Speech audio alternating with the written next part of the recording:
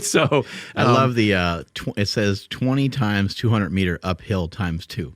yeah, yeah. So that's 40 quick hits up the hill. But if you aspiring distance runners are looking at this, what we want to do is extrapolate everything down to our level of capability. So if I'm looking at this, I'm going to do one set of 10 times 200 meters up the hill, a quarter of what he's doing, because I'm not the world champion.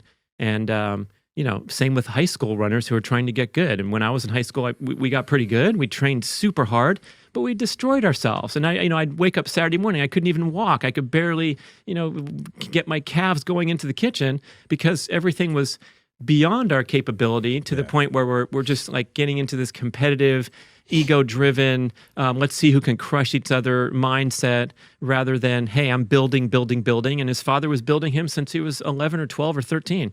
You go on the reality show and there's these nice interviews, and the father says, are you sure you want to do this? And Jakob says, yes, I want to do this. I want to be the best. I want to beat my brothers, and I also want to be the best in the world. The dad's like, okay, then, well, here we go. We're off and running. And do you know how his brothers do? Like, do his brothers compete also? Yeah, Henrik, the oldest, is European champion, one of the fastest 1,500-meter runners of all time, 5th in the Olympics in London 2012, 10 years ago.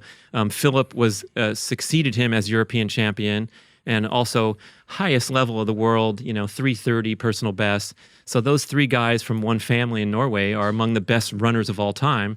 And Jakob is on his way to, he's like a once in a lifetime talent. Did their dad do anything notable as a runner, or was he just a great engineer coach? Dude. Engineer, and he didn't have any sporting background. Like he didn't have that bias, which is an interesting, like if dad was a great runner back in with Lasse Viren, in the old days, maybe he'd come into it with the traditional bias, like the old baseball manager, where the pitcher has to only throw 80 pitches and then stick his elbow in a bucket of ice. It probably sounds fair to say like that he just basically just doesn't really train running very slowly.